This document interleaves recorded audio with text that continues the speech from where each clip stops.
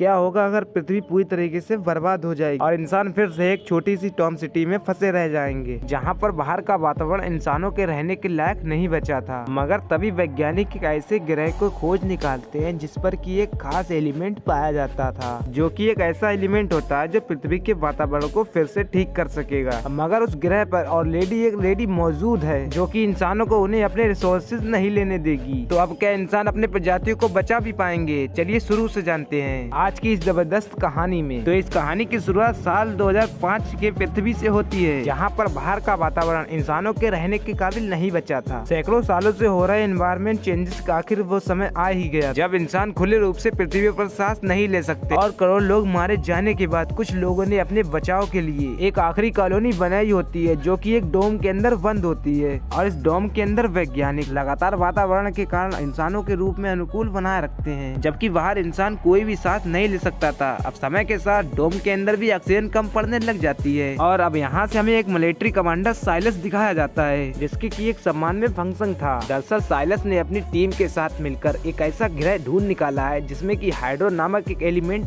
पाया जाता है और वो हाइड्रो एलिमेंट पृथ्वी के वातावरण पहले से इंसानों के अनुकूल बना सकता है। और अब इंसानों के पास ज्यादा वक्त नहीं बचा था क्योंकि इस डोम के अंदर ऑक्सीजन खत्म हो रही थी और इसीलिए साइलस को इंसानों के भविष्य को बचाने के लिए एक अवार्ड मिल रहा है, जहाँ साइलस स्पीच भी देता है कि ये तो सिर्फ शुरुआत है और अभी तो हमें उस ग्रह पर जाकर वो एलिमेंट पृथ्वी पर लाना है। जिसके बाद साइलस की पत्नी वेरा, जो कि उसकी टीम में काम करती थी और अब उसे वो कांग्रेचुलेशन भी कहती है, तो वहीं पर डोम का जनरल ऑलिन भी आकर दोनों को कांग्रेचुलेशन कहता है और कहता है कि ये सफलता सिर्फ साइलस की नहीं बल्कि वीरा की भी है, जिसने कि अपने पति साइलस की टीम में अच्छा काम भी किया। और अब साइलस को ये बात बिल्कुल पसंद नहीं आती और जब वो अपनी पत्नी के साथ घर आया होता है तो साइलस कहने लगता है कि जनरल ऑलिन को मिशन के बारे में कुछ भी नहीं पता, क्योंकि सारा ही मिशन वो अकेले अपने दम पर संभाल रहा था। और अब वीरा उसे शांत करते हुए भी कहती है कि जनरल तो हम दोनों की सिर्फ तारीफ कर रहा था, और ये कहकर वो अपने रूम में जाने लगती है और साइलस उसे गुस्से से खींचकर समझाने लग जाता है कि उसी ने उस टीम को लीड कर उन्हें उन ग्रह तक पहुंचाया था और वहाँ पर दो वैज्ञानिक जो फंस गए थे वो भी उन्हें बचाकर वहाँ से लाया था। तो इसमें वीरा बाकी और टीममेट का क्या हाथ था? तो वीरा डरते हुए अपना सिर हिलाती है और वो कमरे में जाकर रोने लग जाती है। यहाँ तो साइलस अपने काम में बहुत ही अच्छा होता है और मिशन के लिए कुछ भी करने के लिए वो हमेशा तैयार रहता है, मगर साइलस थोड़ा ज्यादा ही कंट्रोलिंग था और वेरा साइलस की मैरिड लाइफ हमेशा से ही खराब रही है। और अगले ही दिन दोनों लोग उठे होते हैं तो वेरा के पास जनरल ऑलिन का मैसेज आता है और वेरा साइलस को बताती है कि उन्हें जल्द से जल्द इमरजेंसी मीटिंग में बुलाया गया है, क्योंकि उन लोगों के डोम में सिर्फ 5 महीने की ऑक्सीजन बची होती है। तो हम लोगों को जल्द से जल्द उस ग्रह पर जाना होगा और वो हाइड्रो एलिमेंट वहाँ से लाना होगा, और जिसके लिए वीरा कहती है कि ऐसा करना सही होगा। दरअसल उस ग्रह पर एक लाइसोम भी रहती है। अगर उस ग्रह से इंसानों ने अपने लिए वो हाइड्रो एलिमेंट निकाल लिया तो वो लोग अपने ही ग्रह पर नहीं रह पाएंगे। यहाँ पर दोनों की सोच अलग अलग होती है और यहाँ पर साइलस का मानना होता है कि उन्हें इंसानों के बारे में सोचना चाहिए और उस ग्रह से हाइड्रो एलिमेंट ले आना चाहिए। फिर वहाँ लाइसोम के साथ कुछ भी हो उन्हें अपने बारे में खुद सोचना चाहिए।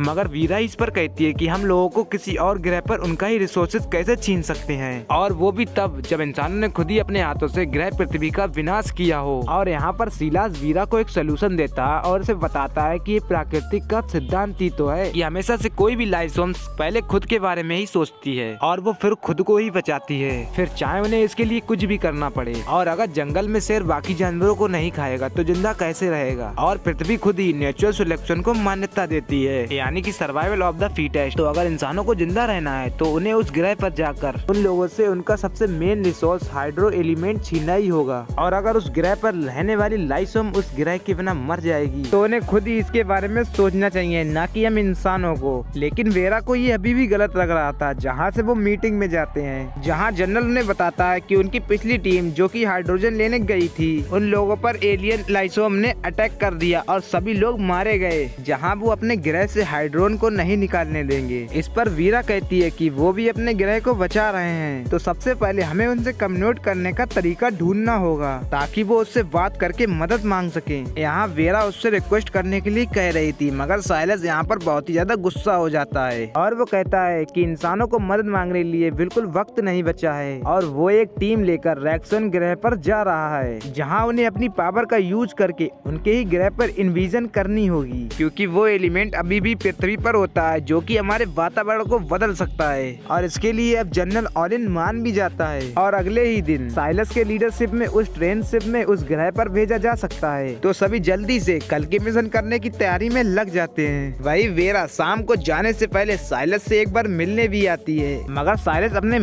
रिसर्च में बिजी था और वैसे भी दोनों ने एक साथ कभी अच्छे से समय बिताया ही नहीं। तो आज भी हमेशा की तरह वेरा अकेले ही डोम के बाहर घूमने चली जाती है, जहाँ अब तो उन्हें घरों के बाहर घूमने पर ही मास्क पहनना पड़ रहा था। और अगले ही सुबह वेरा हर रोज की तरह जॉगिंग कर रही होती है, तो वहाँ पर साइलस आ जाता है और बताता है कि वो अपने ग्रह के लिए रेक्सॉन के मिशन के लिए निकल रहा है। और जिसके बाद वेरा साइलस को एक वीडियो भी भेजती है और कहती है कि हम इंसानों को उस एलियन को मारने की जरूरत नहीं है। तो वही साइलस जो कि अपने स्पेसशिप में बैठ ही रहा था, वेरा की पूरी वीडियो बिना देखे सुने उसे काट देता है और वेरा देख पाती है कि फाइनली उनका पृथ्वी से स्पेसशिप निकल चुका है। वो लोग इतने तेज स्पीड से जा रहे थे कि जल्दी से रेक्सॉन ग्रह पर पहुंच जाएंगे। और यहाँ से वेरा अपनी डेली लाइफ को हर रोज कंट्रोल करती है। मगर कुछ दिन बाद जब वो ज्वाइन कर रही थी तो उसके पास एक इमरजेंसी मैसेज आता है कि साइलस की टीम जो कि एक्सोडेंट ग्रह पर हाइड्रो एलिमेंट लेने गई थी, उन पर भी उन एलियन लाइसोम ने अटैक कर दिया है। अब डरते हुए वेरा